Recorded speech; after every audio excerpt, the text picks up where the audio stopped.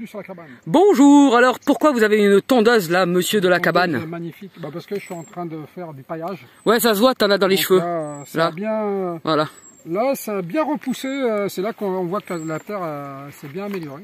Donc, ouais. Ça a vraiment bien repoussé. Alors, vous voyez, donc, nous, comme on laisse tout pousser, justement pour pouvoir avoir du paillage pour nos herbes, et pour améliorer le sol plus rapidement aussi, puis surtout pour ne pas avoir à ramener de l'extérieur des paillages. Mmh. Donc au début on en a ramené, on n'avait pas le choix. Mais là du coup on commence à avoir de la matière, vous voyez, donc on a du bois pour faire du BRF, et puis ouais, il y a plein d'herbes. Et donc c'est la saison où il y a du boulot aussi pour voilà. L'hiver quoi. Et du coup j'ai en réfléchissant, parce qu'on avait des problèmes avec les paillages, c'est qu'en fait on s'est aperçu que en fait ici là, quand il pleut, il peut pas, il va pas pleuvoir beaucoup quoi. Ou alors extrêmement beaucoup, mais ça ne reste voilà, pas. Mais, extrêmement beaucoup, mais comme on a un sol drainant, du coup ça ne va pas rester. Donc en fait la problématique c'est que bien souvent, déjà on a un sol où il n'y a pas beaucoup de rétention d'eau, et en plus avec les paillages, bien souvent le sol ne bénéficiait même pas de l'eau. Du coup j'y réfléchis. Ah, ça t'arrive de temps en temps? Eh oui.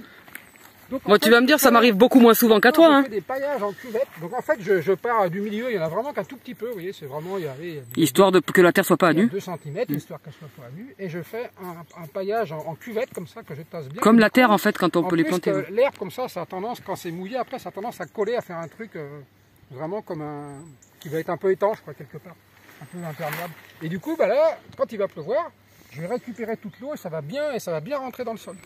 Mais ça c'est parce qu'il faut aussi planter en cuvette et pas planter en monticule. Oui, alors nous le problème c'est qu'on peut pas planter en cuvette vraiment. On plante en demi-cuvette nous. Ouais, en demi-cuvette parce qu'on a de la pente partout, donc c'est aussi compliqué. Voilà.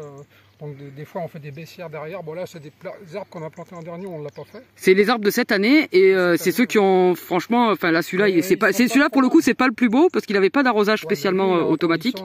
Mais il est en condition vraiment très difficile. Alors, on est en pente, moi je suis là. Regarde à côté de toi. À côté de moi, voilà, il est en condition très facile comme vous pouvez le constater. Voilà, moi je suis assis à moitié sur du rocher, mais il se débrouille. Il n'a pas séché de branches, il n'a pas poussé non plus énormément, mais il a l'air pas trop mal. Mais donc ces arbres-là, c'est aussi pour ça qu'on voit aussi le boulot qu'on a fait, parce qu'on a un petit peu agrandé le sol, et en cherchant des techniques petit à petit. Et en fait, le coup de la cuvette, comme il disait Eric là, du paillage, c'est qu'en fait, en mi-saison, comme il fait un peu plus frais, il pleut plus qu'en été, clairement, on oublie plus facilement d'aller arroser aussi, on n'y pense pas forcément, c'est moins naturel. On se dit on est enfin sorti de l'été, de la sécheresse du cagnard, et donc il y a de l'humidité, donc on se dit ça va se débrouiller. Et en fait, comme nos sols n'ont pas beaucoup de rétention d'eau, nous on peut pas. Il faut qu'on surveille ça un minimum quoi, parce que si vous voulez que ça pousse, faut que votre sol il soit un minimum humide à 10 cm dessous quoi, où il y a les racines. Ouais, c'est-à-dire jusqu'à la roche chez nous, non, je déconne. Pas loin.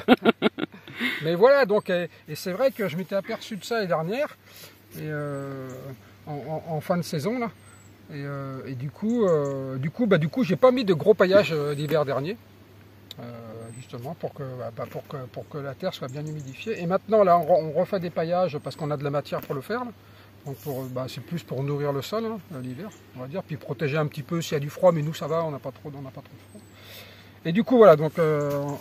On va tester ça, mais on pense que ça doit pas être mal. Voilà. C'est-à-dire qu'il y a besoin de quand même moins de paillage chez nous l'hiver. Voilà. Où ça pleut pas beaucoup.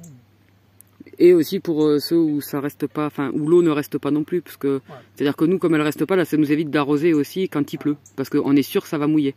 Alors que il est vraiment hyper drainant notre sol. Donc au niveau de l'eau, là où c'est le moins drainant, c'est où il y a la mare en fait. La mare c'est le moins drainant quoi, c'est normal, il y a une bâche. Voilà. Bon, tu nous montres ta calvitie, c'est ça ou on est bon là? C'était ta petite astuce, tu voulais expliquer? Une petite astuce paillage, et puis aussi de laisser pousser. Ça fait de la matière. Voilà. Et nous, vous voyez, donc ça fait combien, 5 ans là on a déjà tendu, hein. On tend chaque année. Ça fait 5 ans quoi, je veux dire. Ah oui, ça fait 5 ans, mais on laisse monter bien haut et chaque année on recoupe. Voilà, c'était un champ, donc là il y a tous ces petits arbres n'existent pas. Ah oui, il n'y avait rien, vous avez mis la photo dans je sais plus quoi. Dans une vidéo, vous avez la photo du départ, c'était un champ quoi. Donc... voilà, et puis voilà, on commence à avoir plein d'herbes, un peu de toutes sortes. Et puis on commence à couper les branches. Alors on coupe pas tout là parce qu'il y a des endroits où on s'en sert aussi pour couper le vent. Oui, parce qu'on est en plein vent. Mais on coupe au fur et à mesure que les arbres poussent, quoi. Bah, par exemple celui-là. Là, ouais, si tu t'éloignes trop, là je vais avoir du mal. Parce que tu parles doucement. Il n'existait pas, il a poussé tout seul. Voilà, donc, mais ça nous coupe le vent en attendant que d'autres poussent. Il n'existait pas et regarde où il y a ton pied.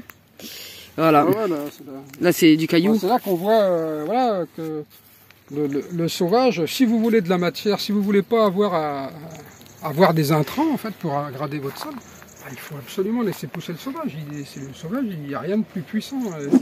Et c'est pour ça que du coup tu as un peu plus de barbe. Voilà, c'est ça. C'est pour faire l'homme sauvage de la campagne des bois. Mais voilà, c'est là qu'on voit vraiment ça. Je veux dire, nous, vous voulez planter quelque chose que vous allez acheter, vous n'arriverez jamais à voir ce genre de pousse. Quoi. À la vitesse, ouais, à la vitesse à laquelle ça va. Ça ouais. n'existe pas. C'est clair. Bon, bah écoutez, c'était à peu près juste l'astuce, mais ouais, voilà. Voilà, sinon tu te perds. Hein. Tu voulais juste faire une petite vidéo courte, sans montage, sans rien, dans mes souvenirs. Voilà, hein. une petite astuce paillage sans intrants, et puis pour mieux humidifier le sol en période sèche de canicule de l'hiver. toute l'année même. Non, parce qu'en été, il faut qu'on mette. En période où il y a de la pluie, on va dire. Voilà. C'est vrai qu'en été, il faut. Voilà. En été, il faut y aller. Ouais. En été. Ok, allez, à bientôt sur la cabane. Ciao.